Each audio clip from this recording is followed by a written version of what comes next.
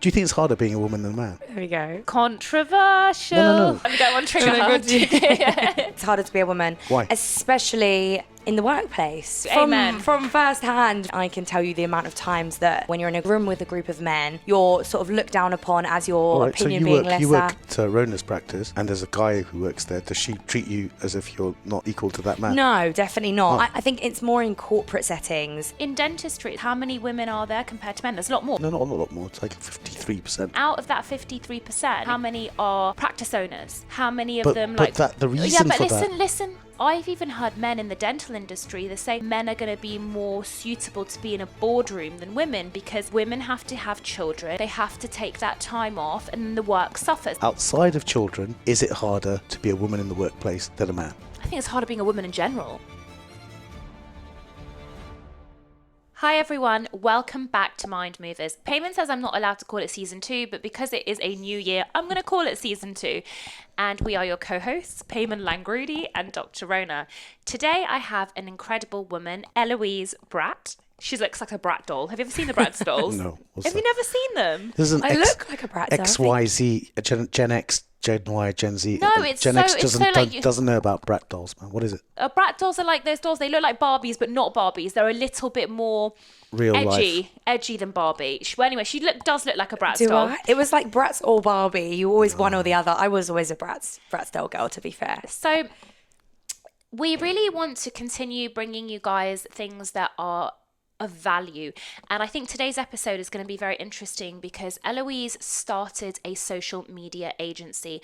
We're going to go into her whole childhood, how she started it, but she's in fact my TikTok manager for both my personal brand and my Chelsea dental brand. And one of the big questions that I get asked is, Rhona, how do you do it all? My answer is, I delegate, and one of the delegation is outsourcing things, and so I can spend my time on the things that I love. I love social media, we all know that, but me and Ellie bounce off each other. She comes, she takes the videos, and then she posts them.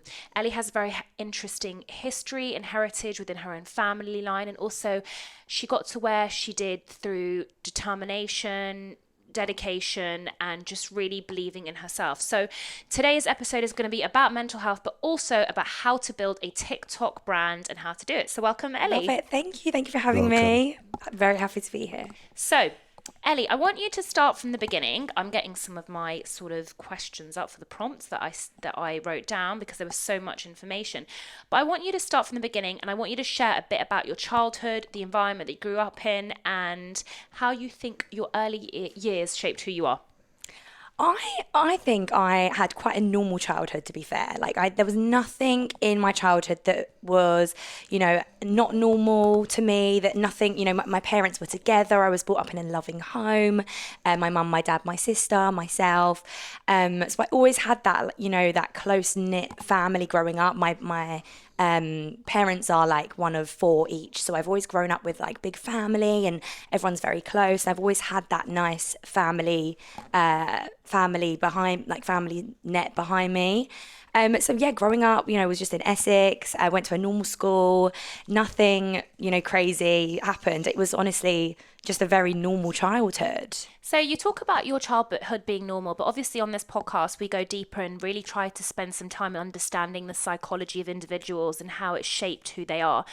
I know that your grandfather was a Holocaust victim, which you've told me about before, and we've mentioned things like generational trauma. So do you want to tell us a little bit about what your grandfather went through and how you felt affected your family throughout? Yeah, so growing up, obviously I said that we had a very, very normal childhood, which we did, because he never really spoke about anything for quite a long time. And it wasn't until he got to his 70s, I think, that my nana sort of pushed him and was like, okay, you need to start talking about it.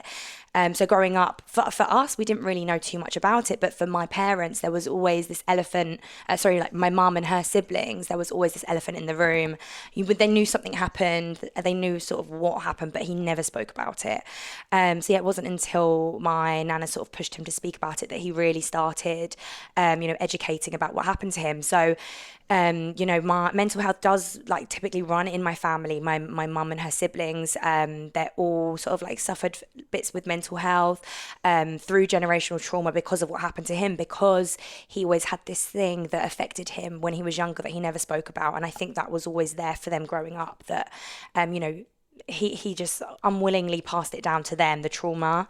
So yeah, mental health definitely runs in my family, and they've all had things that affected them. And they're because of that, very, very open with mental health. They all want to sort of like get rid of the stigma about it. If you're on antidepressants, if you're seeing a therapist, so what? Like, that shouldn't be something that you have to hide, that you feel that you need to hide. So I've always been brought up around that.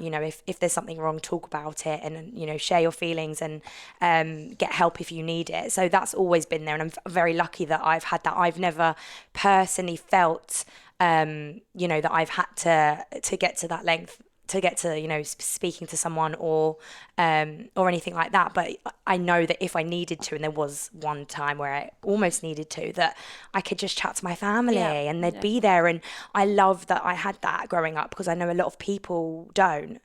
So I guess I'm very blessed that I've had that with my family. Yeah, thank you for sharing that. And actually, Payman, do you know what generational trauma is?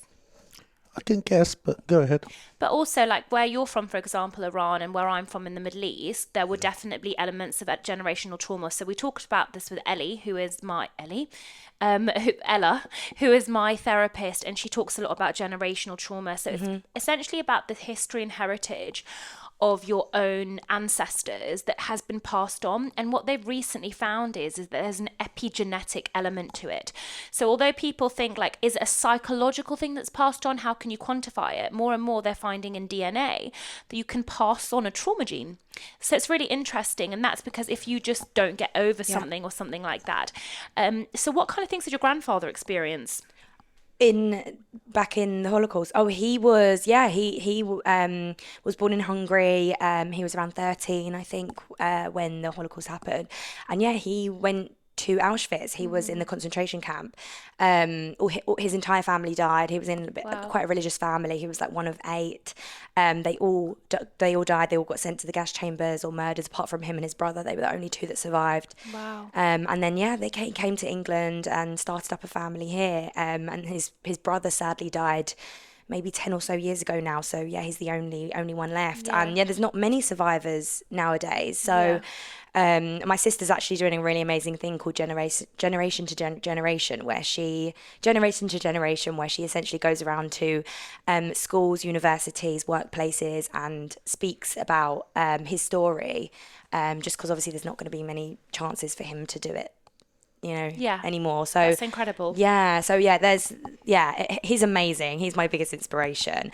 And he came to England, like, didn't know the language, no family, was in like a boys' school, like grew up in like essentially care, and started his own business, and got very, very successful, and he is where he is today. Beautiful family, grandkids, great grandkids. So hearing his story, did that change him once he'd sort of let it out? And did it change who you thought you were as well? Yeah, I think definitely at first, knowing that he was a Holocaust survivor, and you at school, you learn about things like the Holocaust, or we definitely did, and then sort of understanding, my grandfather's a Holocaust survivor, and no one else saying, me too, was a bit like, oh my gosh, that's actually a big thing. I didn't realize, I was not one of many that had a Holocaust survivor as a grandparent. So for me, definitely it was like, whoa, okay, this is quite a big thing. And I think that's why my sister decided to do the generation to generation, because she was like, okay, there's not many of us grandchildren that have got grandparents as survivors. But so I think, that's why it definitely makes me like extremely, extremely proud. I think it's amazing, like what he's achieved despite what he's been through. And then I think for him, I think he everything that he does and speaks about. He's a BEM now, so he got the medal from the Queen. Yeah. He's done all of that, and everything for him is just about education. He would never. He's got a book out now, but like he doesn't ever want anything to be about him. It's all about his story and what he went through, and just making sure that people don't forget the traumas and what happened to the people of the Holocaust. So yeah, for him, I think it's now just about the message, and I think he's very, very glad that he was able to finally speak up about it. Yeah, amazing. Thank you so much for sharing all of that. Now, I want to move on to your school days. So how would you describe yourself as a student? Was there any subjects or activities that you were particularly drawn to? Like, talk to us a little bit, because I know you and I have spoken personally about it, but I want to share it with everyone else. Yeah, I think at school I was never really like an academic person. I was quite chatty as well, a bit naughty. I was on report card for a while, if you know report card, back in the day, in the early years of school. And I think that was just because I never saw myself as, academic. I couldn't concentrate properly in classes. I never felt that I found an academic class that I truly liked, like math, science. I was really not into any of it. English I did particularly like. I actually really liked English language.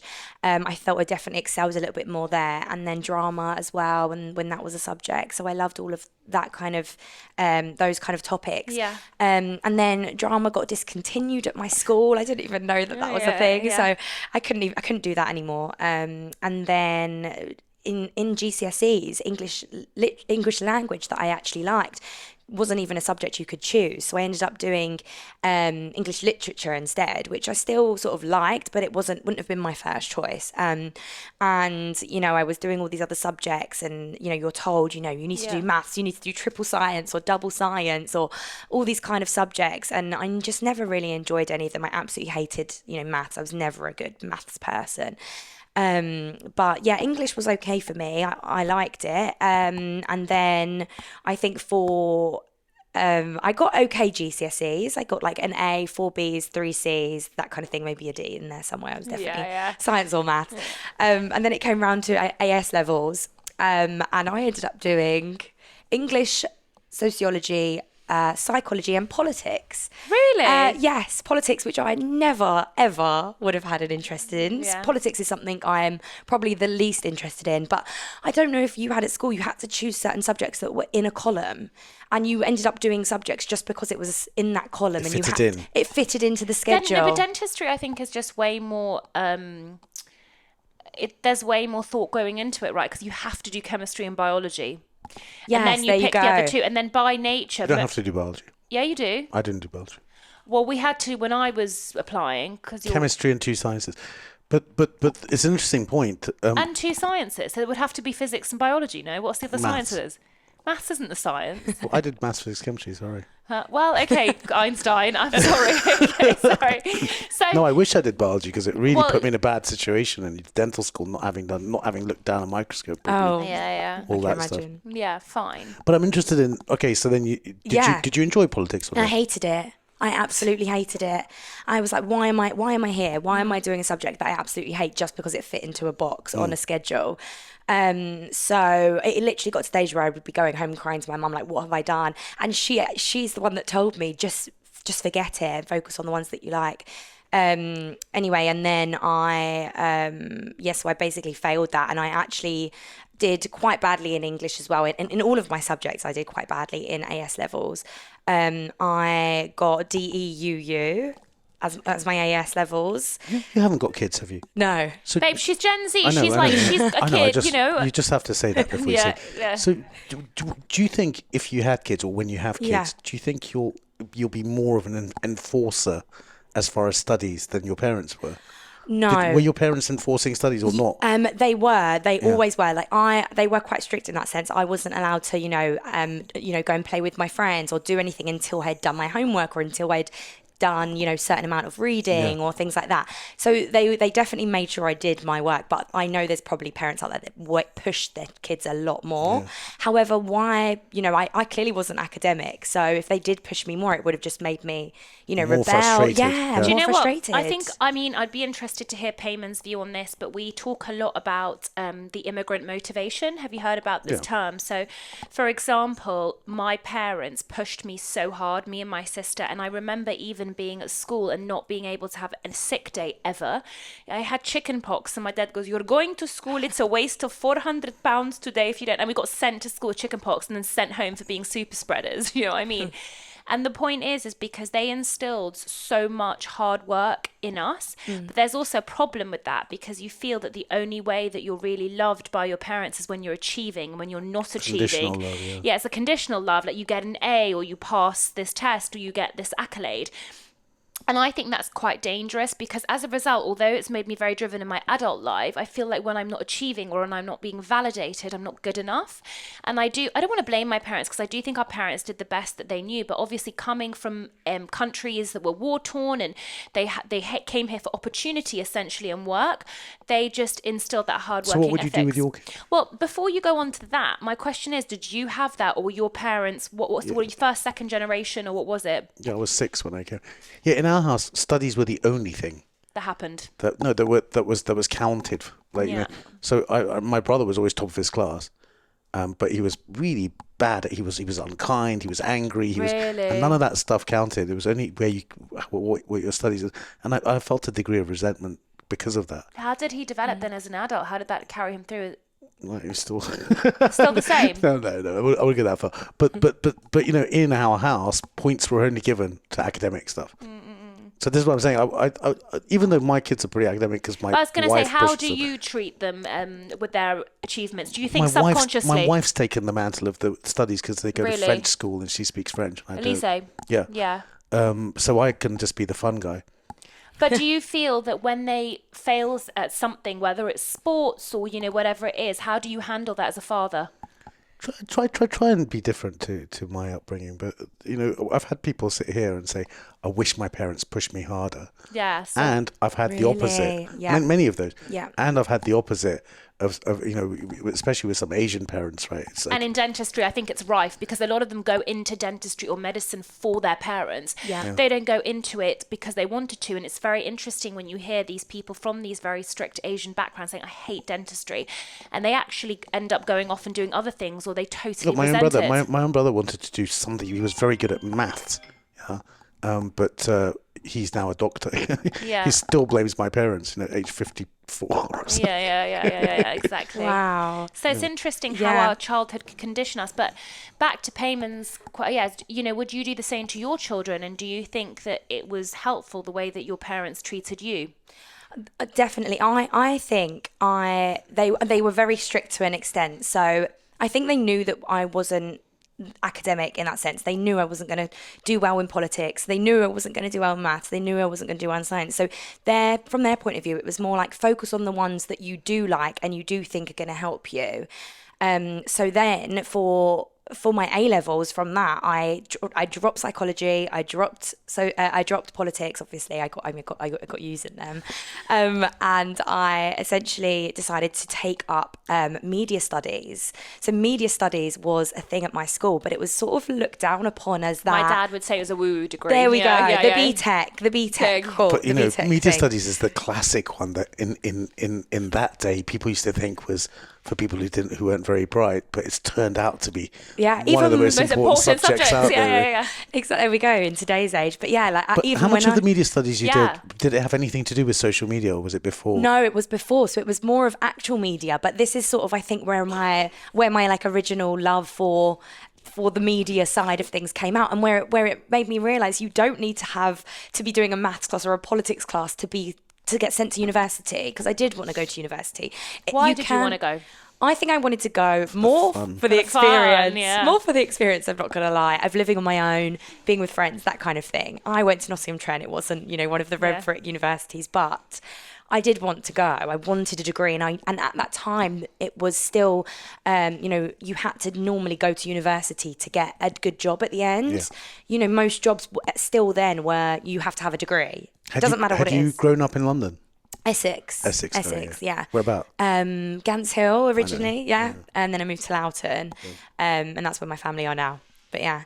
So it made me realise, like, okay, you didn't need to have, the politics or the psychology or the maths to be able to do well. And and even with like the other subjects, I overheard teachers telling me, I overheard teachers, my English teacher telling another teacher, Eloise isn't going to pass, she's going to fail. Yeah. She got a C last year. There's no way she's going to, so she got a D in her AS levels. There's no way she's going to do well in her A levels.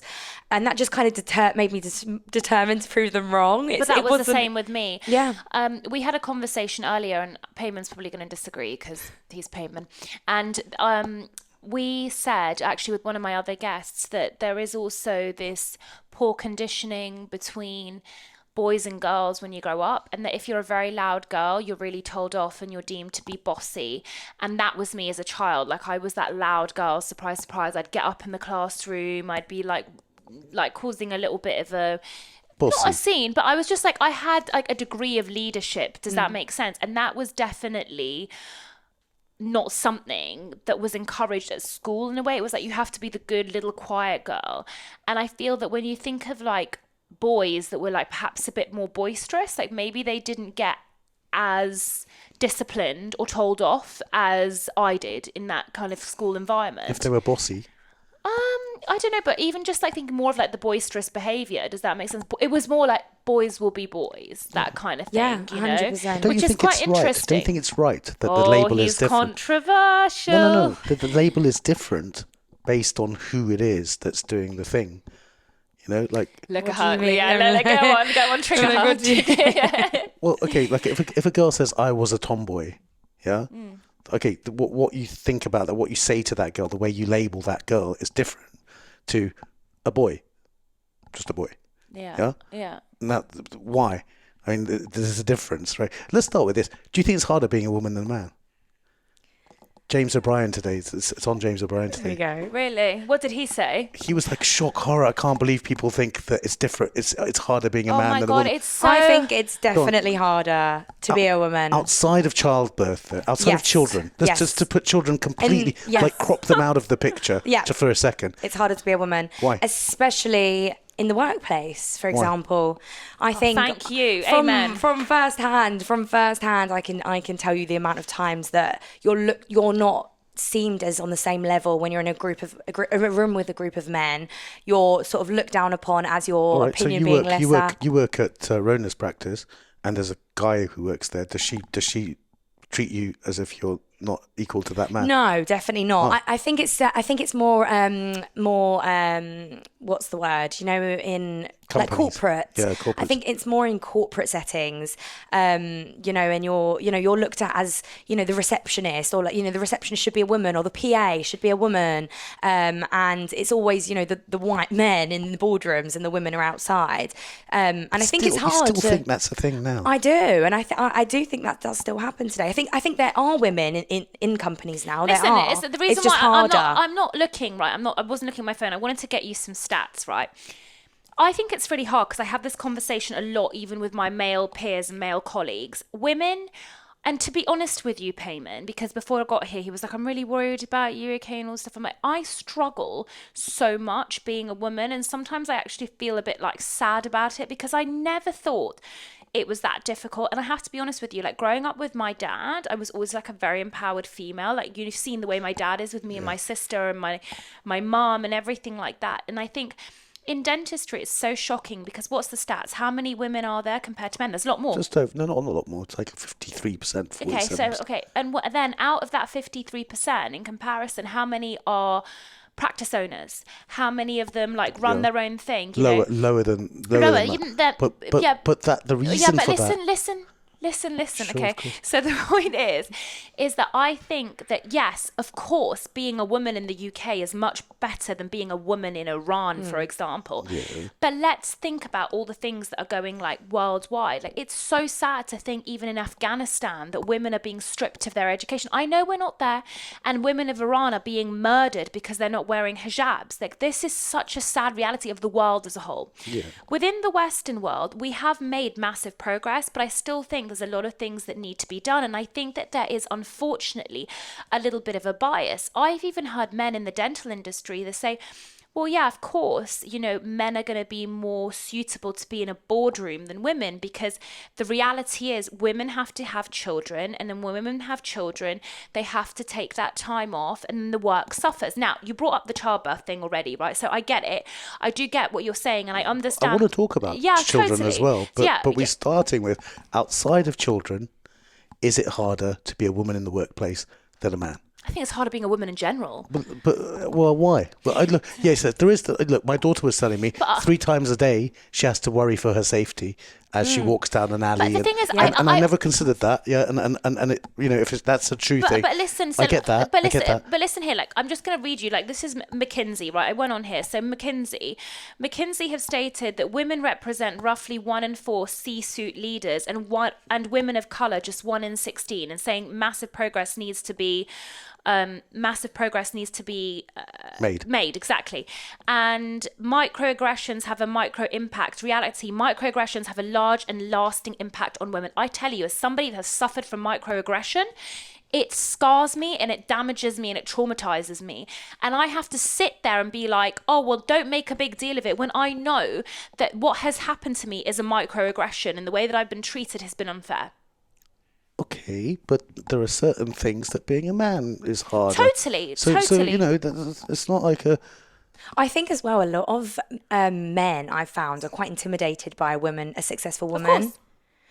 And that can also be a big thing in relationships. You might not be paid, but the thing is that, for example, it's really interesting because I might see an amazing woman online. There's a girl called Sarah something. She's, I think, Kuwaiti, or she's from Dubai or something, and she does loads of podcasts. You might have seen her hat, tattoos, super attractive, lovely.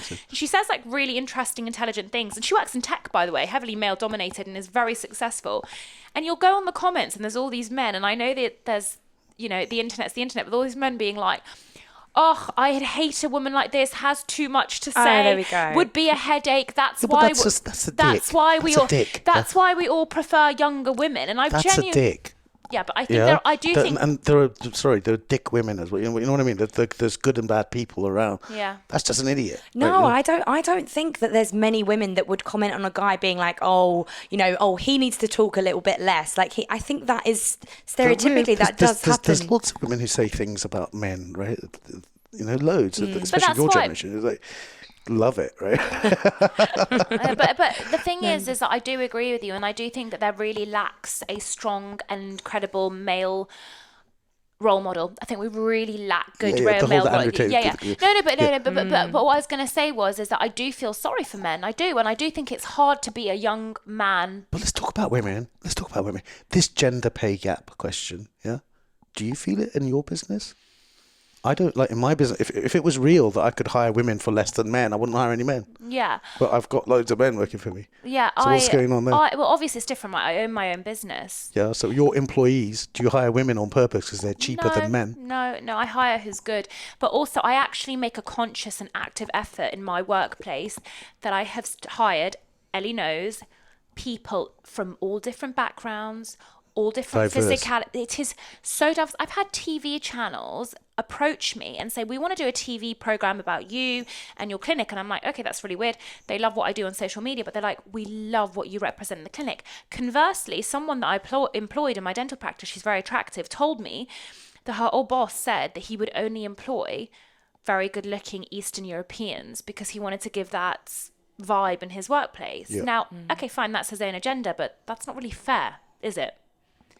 Nothing's fair, right? If you're hiring people because of their diversity, yeah. No, I'm making you're discriminating against other people who aren't. No. You've misconstrued that. You've misconstrued that. Well, you kind of said that. You said on purpose. I make a conscious decision to make sure that I give people of all colours, races, sizes, etc. equal opportunities.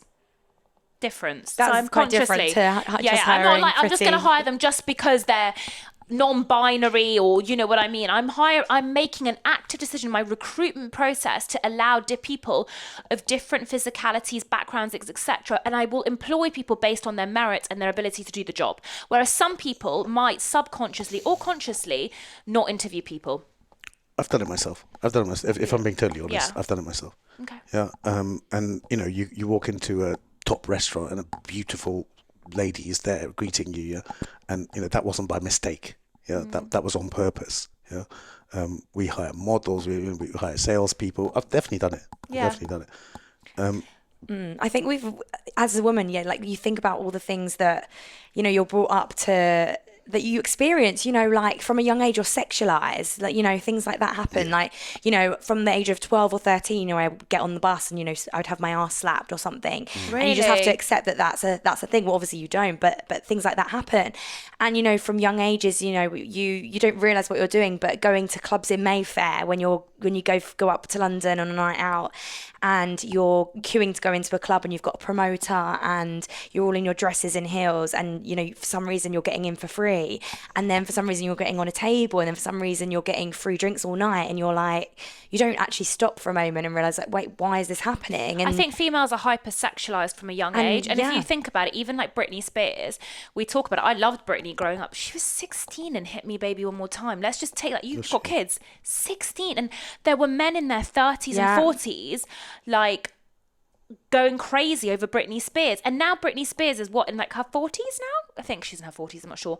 And you know, people are like, oh, she looks so gross. I'm like, she doesn't look gross, but you know, at the end of the day, she was so young. And that goes for all of them. You know, you watch the supermodel program with Cindy and Nicole. The thing is, the flip side of that sexualized thing is the oppressed thing. And I'd much rather have sexualized than oppressed. What you mean when you think about your own country? Just the flip, yeah. You know, Iran. Anywhere, Well, yeah. you're saying women are sexualized, yeah. All right, there's that issue. You don't want people sexualized, only sexualized, yeah. But the flip side of that is a place where women are held back, covered. You know, can't dress as they want. But why can't women just be women? Why has it got to be one or the other? Why do they have to be sexualized or oppressed? Why can't they just exist without feeling like one of those things is happening? It's a good question. Ha ha! No. Well, it's a good question. Why do you think?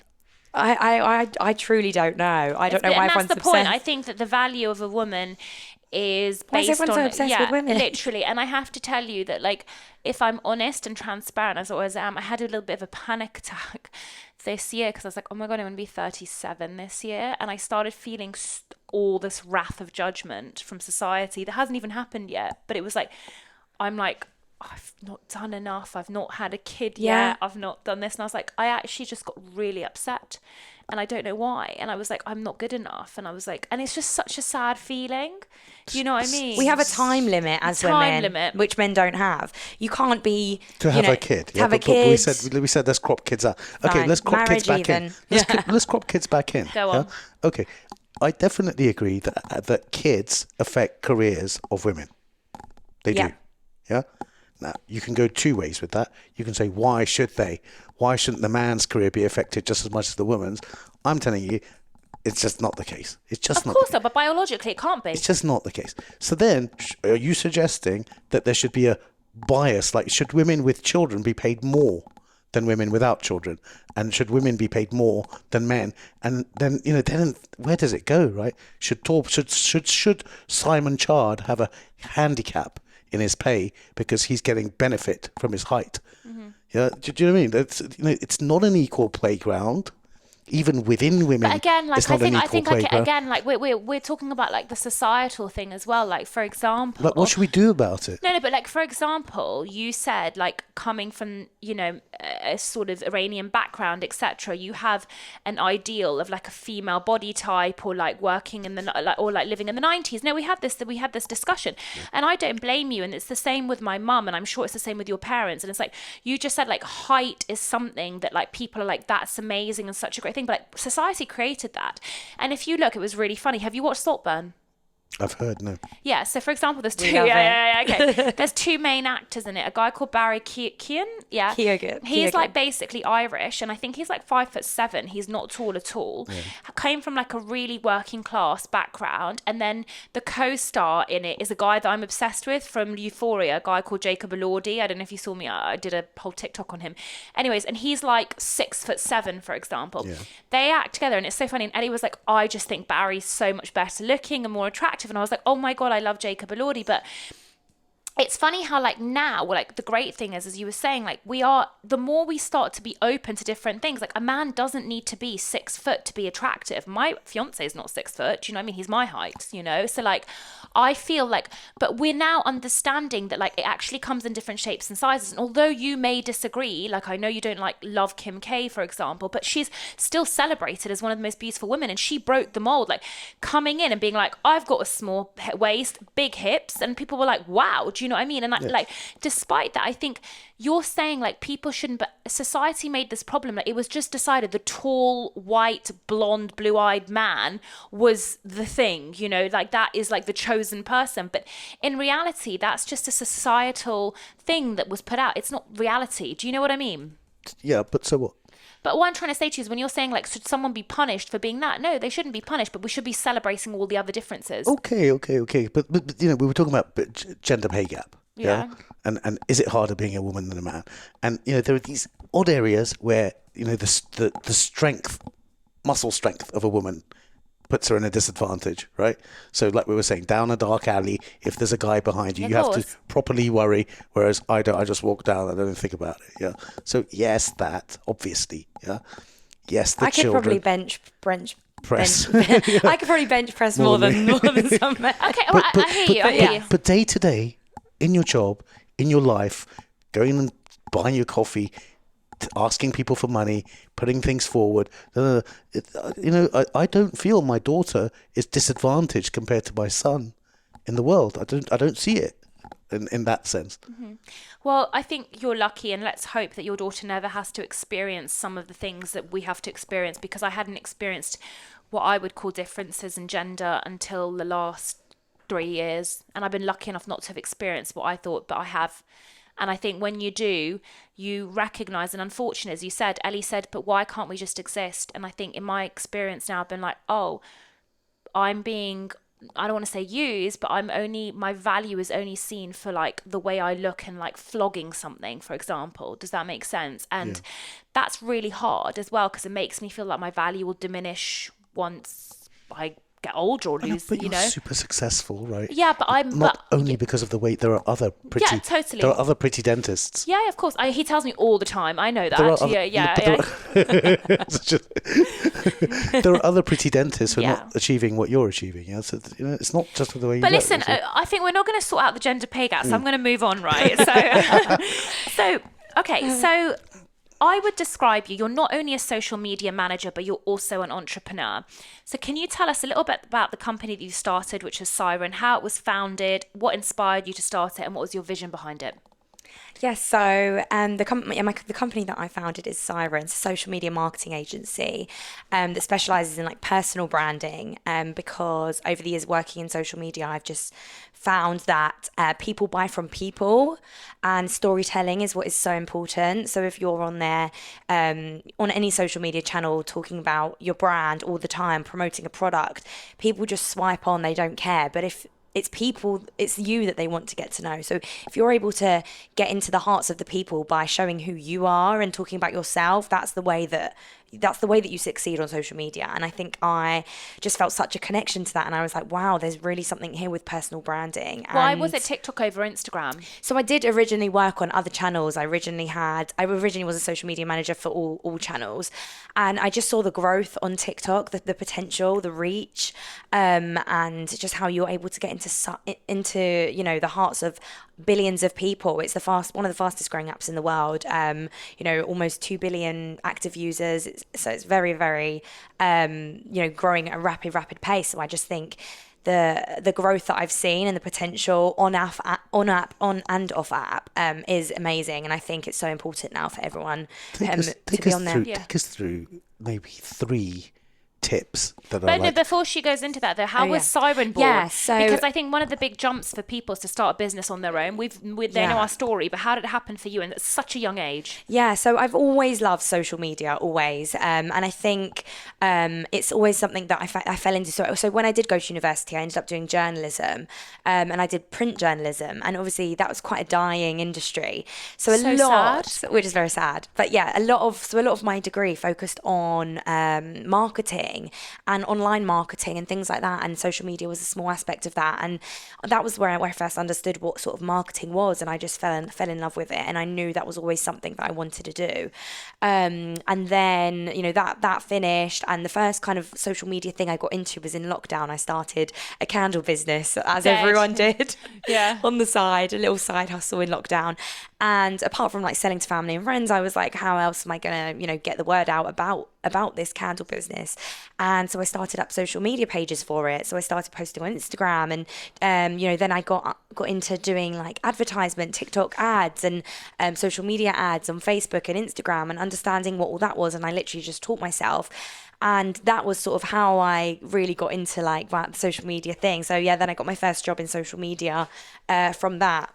But then, I don't want to obviously mention too many. I don't want to specifically mention That's about, fine. No, it's fine. about the situation. Yeah, go on. But I'm trying to think how I can word it, like how I did just it on my own. say you were working for another company. And and then realised and I could say actually, like, throughout school and everything, school and work after that, where I had social media, my first job in social media, like firstly from school being told that I was never good enough, that I was never going to succeed, that I was too loud, getting put on report card, then going into working for other people. I think I always had such a business mindset, when I started my candle business, but then I was still working for other people.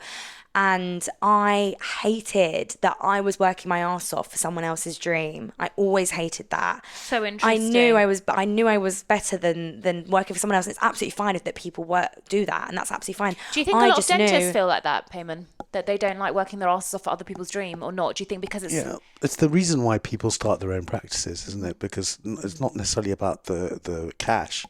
It's about the control over... Mm-hmm. What the thing is, right? Mm-hmm. Yeah, and I think that's what I had, and that's why I ended up starting up Siren. I just, I always wanted to do something on my own. I found my love for social media. I found my love for TikTok, and it got to a point where I was like, I can do this on my own. And so, then Siren was born. Where did you get your first customers?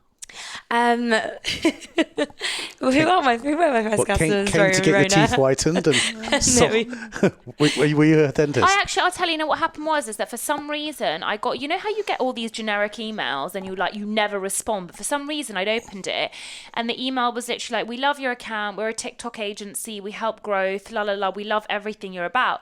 So I arranged then for a meeting with the company that she was at, and then I was like, this is a massive punt, and by the way, it was a big investment. TikTok wasn't that big at that time. It was still like a little bit early. It was just after lockdown.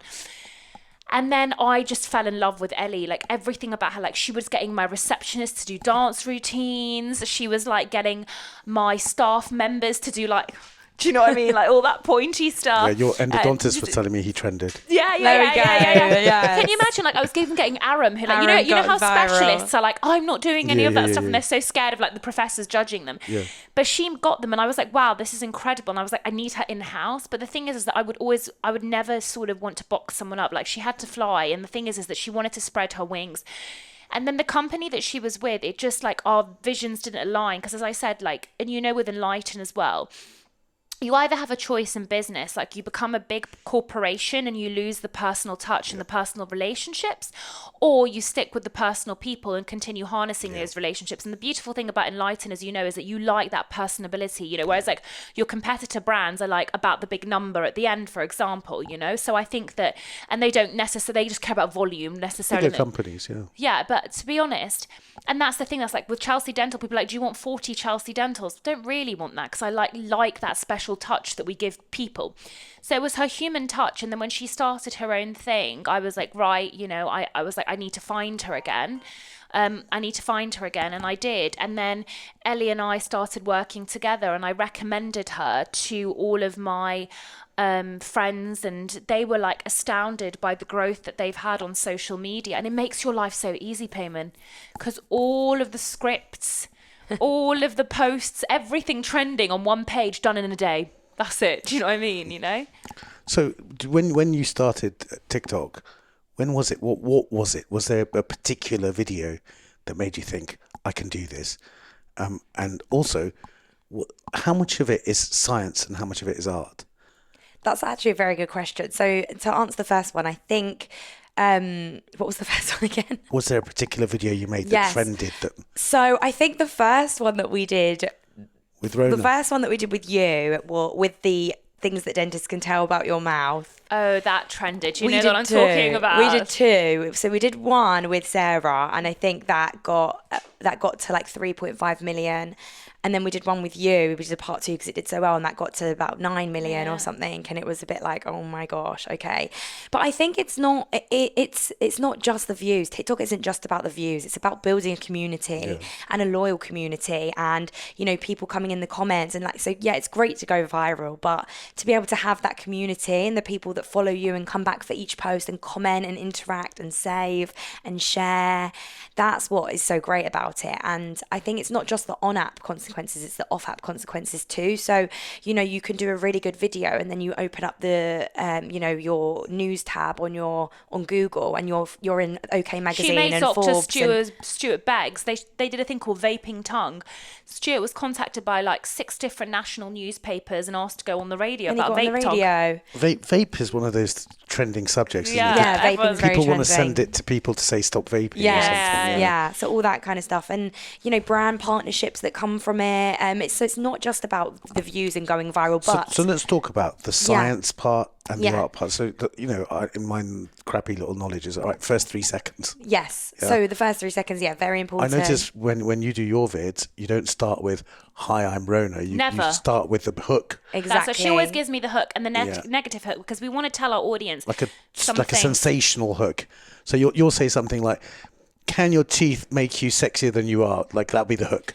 Whatever there is. Or it'd be 3 things I would never do as a dentist. So it's the negative, the numbers, they all work very well. Yeah. And then you come in with your authority. So the 3 seconds is the most important. Yeah. You have 3 seconds. TikTok, scroll. Exactly. They have no attention span. So you have 3 seconds to grab them. Yeah. But you also don't want to grab them like in a clickbaity way where it's like, I'll say something really important and then exactly, and then not follow up with it. So saying that big hook, talking about what it is, introducing who you are, why are you an authority to give me this piece of knowledge, and then sort of keeping them hanging for a bit longer, because the 5 to 7 second mark is just as important as the 3 seconds. So for the reach. Yes, exactly. So yes, get them at the 3 seconds, but then you need to follow it up. So give them the 3 second hook, follow it up with who you are and why you're an authority, give them a little bit more information about what you're going to chat about, and then go into your 3 things. So I'd call all of that the science. Yeah. What about the art? And the art, I guess that's the creativity side. So what's trending?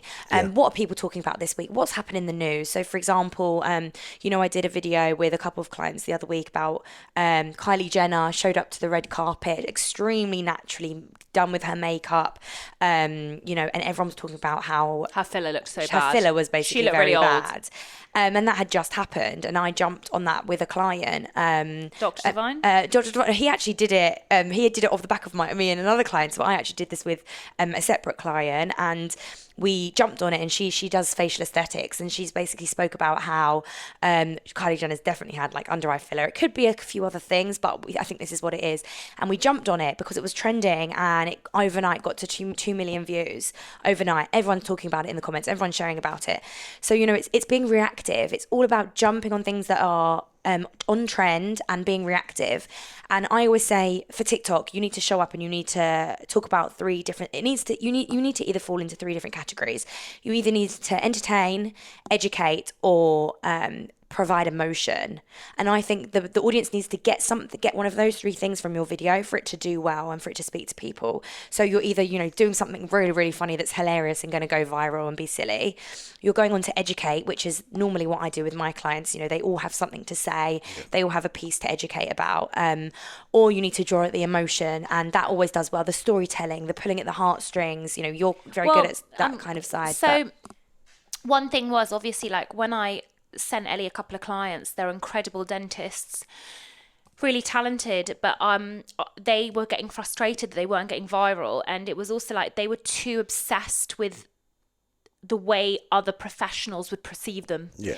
Does that make sense? Which I think is a challenge. And it's like, you know, I've got like Dr. Rhona Academy now, and loads of like my students are amazing young women, and like a lot of them come to me because they feel like they could relate to me and talk to me about certain things. And it's really interesting because I'm like, have you started an Instagram? And they're like, no, I'm really scared. And I'm like, start the first post with like a photo of yourself, explaining who you are, decide on a logo.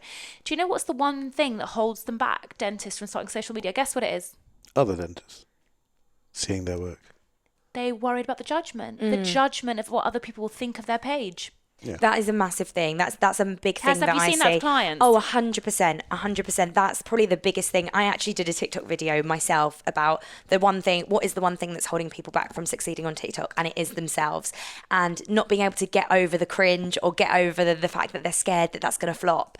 And for me, I've just always been that kind of person where it's like, just post it. Like, just fuck it and post it. It's all right. Just post it. So what? It flops. So what? You get 300, 400 views.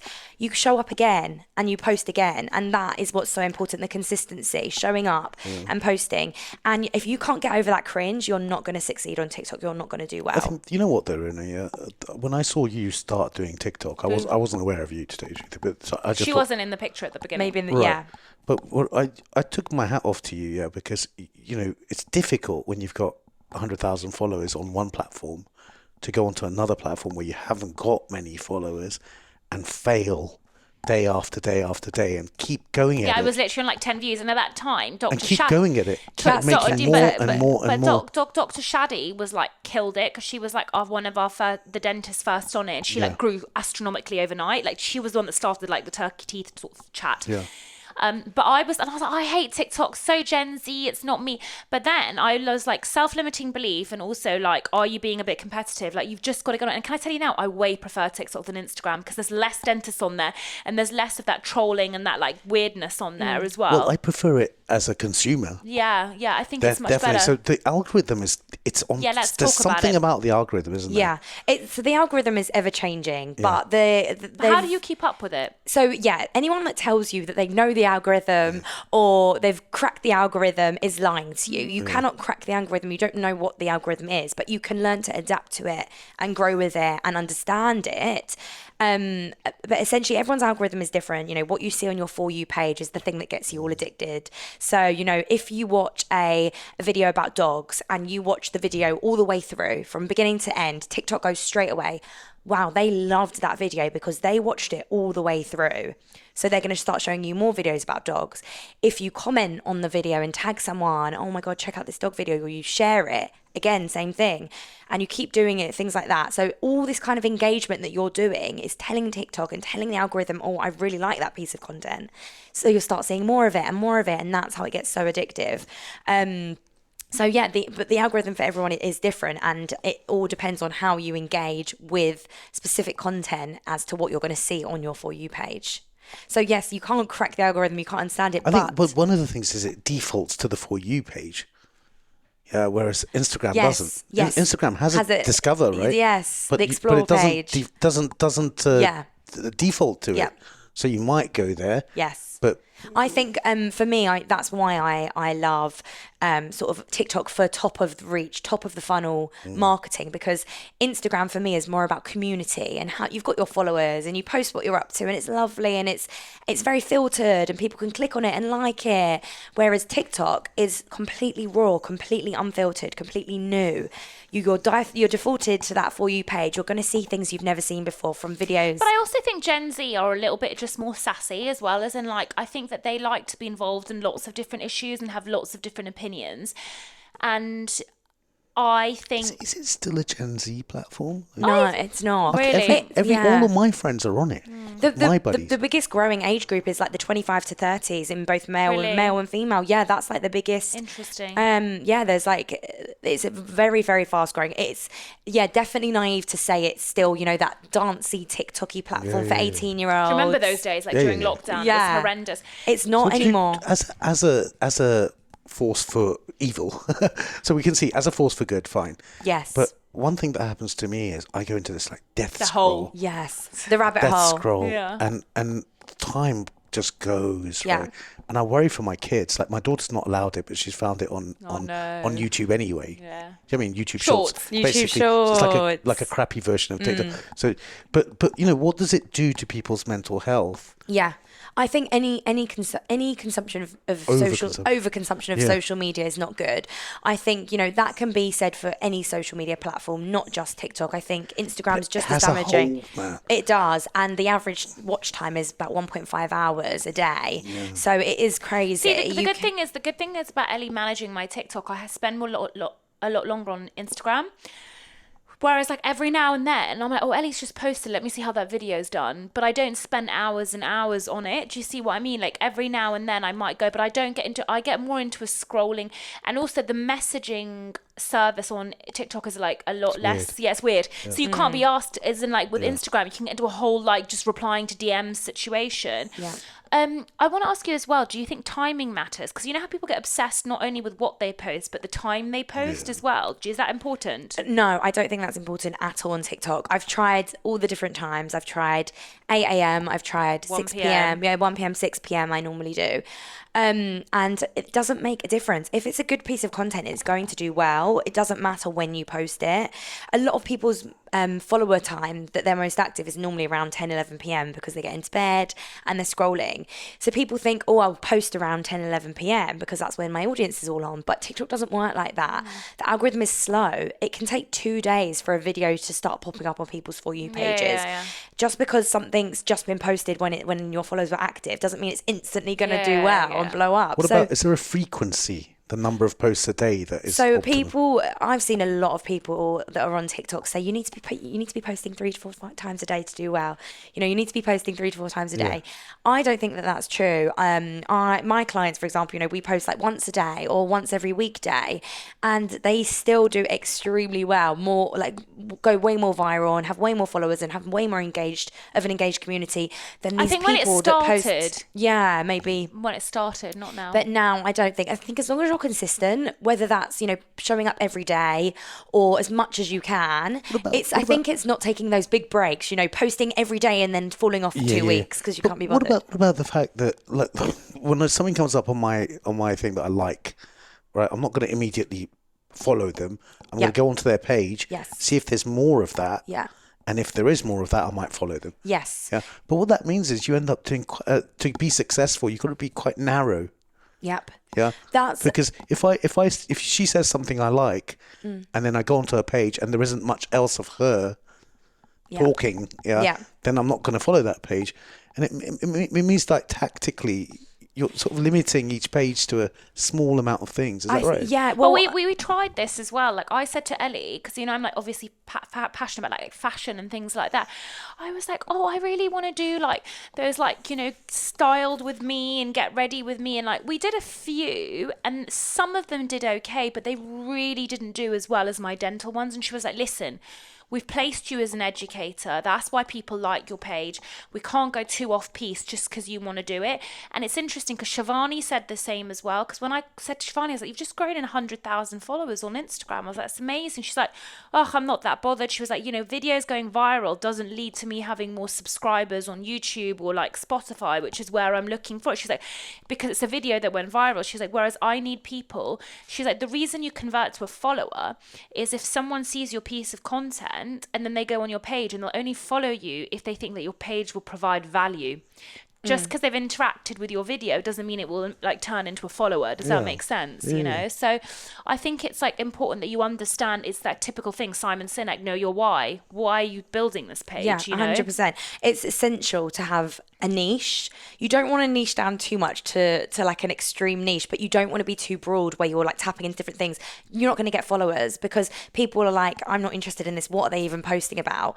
However, if you're providing a specific amount of value on a certain topic that people are interested in, you're going to get that follower base. So it's important to stay consistent and stick within your niche. Like we've tried, other things, and it can work, and it's good to show other aspects, but always come back to that niche, I think, and that's I think what's important to keep that consistency. What about TikTok influencers? Are they different to you'd imagine Instagram classic pretty girl influencer? Yeah, TikTok's a different type of influencer, right? Yeah, because I think again it's that whole Instagram's all about being pretty and filters and editing. But and there are on stills. TikTok. I've seen stunning girls promote makeup. Yeah, but I think it's more about storytelling. Yeah. Whereas Instagram, you post a video, you might do a reel, but I think for TikTok it's more unfiltered. It's more vlogging style. Come with me. Yeah, like I love today some of them. There's this girl I follow in New York, and she always tells her funny dating stories, and she's like doing her makeup. She's beautiful, and she's literally like, so everyone asks me about the dating app Raya, so I'm gonna give you my opinion on Raya. But she's also doing her makeup, and people in the comments are like, where's your foundation from? Like, where's your mascara? I even follow someone. Do you know she speaks really quickly? Do you know her? Mad. She talks really quickly.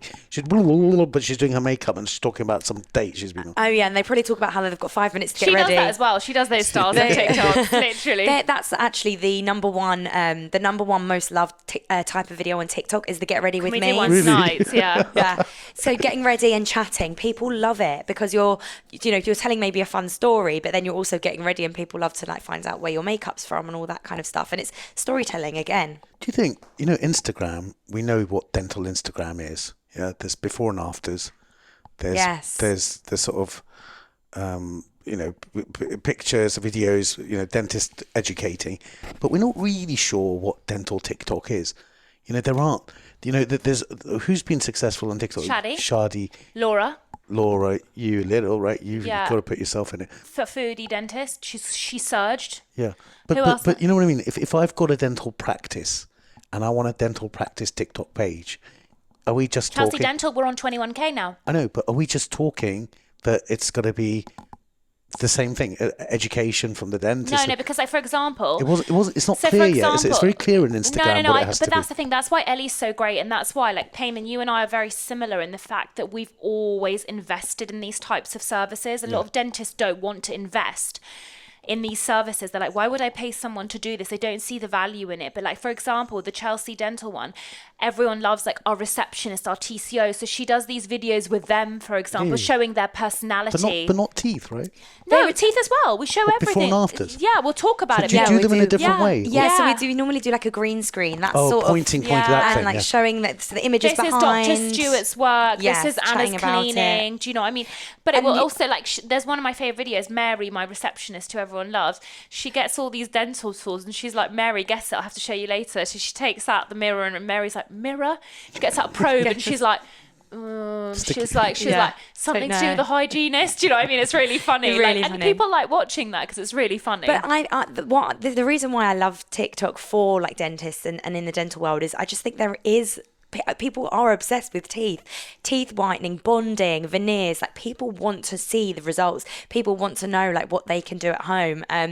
Hashtag Teeth Talk has got over 3 billion views. Really? Yeah, it's crazy. When Teeth Talk. Did you know that? Teeth Talk, I always use that in my videos. And, when I first started, it was on maybe like a few million. It's now on about 3 billion views.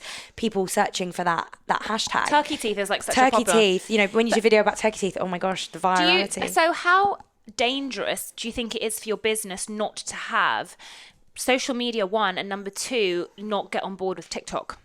Yeah, I think it's essential for businesses now to be on TikTok. Both of them. Both. I think, TikTok is where everyone is at now. Like that is the platform where everyone is at. If you're going to be, doing paid ads, for example, then do them on TikTok. Facebook is dead for paid advertisement. So if you're doing ads on Facebook, it's like fine. But I think on TikTok, being able to implement into this sort of TikTok style. So, whether you're using the TikTok influencers, as you mentioned before, using your product in their morning routine. I literally did a parlor video that got 8 million views organically. 8 million. I'll never forget that. And why? Because I had cheek retractors in. That was my hook, you know. See, you're acclimatizing to the TikTok platform. You're doing something bought that a load of stuff off TikTok. Really? Me Loads. too. Yeah. Really? I'm a bit of a TikTok shop Really? addict. Yeah. It's frictionless as well. Like from deciding to buy it, it's like one button and it's arrived at Do your you house. get buyer's remorse? A lot of it's crap. Yeah. A lot of it is crap somehow. Yeah, and that's the thing. You know, is there room for saying, hey, this thing isn't crap. Yeah. I'm selling it on TikTok. You know. Yeah. No, So- definitely. I Well, it's been really insightful having you today. Thank you so much for coming Thank on you and for telling us having about your me. journey. But I know Payman wanted to ask you earlier, and I think it's a really good way to end. What are the 3 top things that you would tell people listening about TikTok if they want to get started or if they want to understand it? So I would say number 1 is to be consistent. So I think I mentioned a few of these points before, but consistency is key on TikTok. So showing up, whether you're showing up once a day, if you really want to show up 3 to 4 times a day, great. It's not going to make much difference if you show up once or 3 or 4 times. But showing up and staying consistent, not dropping off, getting over that cringe or getting over that fear of I'm not going to do well. That's the biggest thing that is holding people back is I'm too scared. I'm too scared. Just fucking post it. Yeah. And if it doesn't do well, so what? You go back to the consistency, you show up and you post it again. And number 3, I think, is this 3 tips for doing well on TikTok? Yeah. I think engagement is key as well. So engaging with your following and the people on the platform. So if you do a post, don't just come off the app. Go onto your For You page, scroll through, have a look at what other people are doing, whether it's other people in your niche or not. Interact with them, click, comments, like it, make a comment, then they're likely to click onto your profile and have a look, oh, who's this person that's just commented? Even if it's not a viral video, even if that person's just posted it and they've not got many views, be the first person to comment on their video, show them that you're interested. Oh, this is a really cool video, love it, thanks for the tips, something like that. So engaging. If you've got comments, answer all the comments. Don't just leave your followers hanging. If someone's commented on your video, this is a great video, say thank you. So interacting, because they're more likely. Is the courtesy side of it as sort of like Instagram? I think so. Humanizes you. Yeah, I don't think. I mean, some of them are crazy. Like when I did the Jacob Elordi video, this person commented and said, "A bit gross. Aren't you old enough to be his mum?" or something like that. I would have to be 10 years old if I had him as a child. Do you know what I mean? But that's the kind of stuff you get on TikTok. Is the hate different? No, the hate's worse on TikTok. Oh yeah, you can get a lot of Literally, hate. Melissa's wardrobe was like, it's horrendous. Yeah. The hate's worse. So you can get a lot of hate, but that's the thing. I think if it's hate to a very, very bad level, then we can remove the comments. Yeah. However, if it's just a bit of hate, I think it's great to have it on there. Interact with them as well and show them why their comment is hateful. Don't hide away those negative comments, because you're always going to get things like that. I think it's important to keep them up. Unless they're obviously very, very bad, I think it's important to keep them up and interact with them and play a bit with them as well. If they say a stupid comment, make an even more stupid comment back, and you start getting love from the people that follow you, that do like you, that kind of back you up, and it keeps the engagement going. Just thank them for giving me the engagement. Thanks for your comment. You've just helped boost my video to hundreds more people. Yeah, it's true. So yeah. Interesting.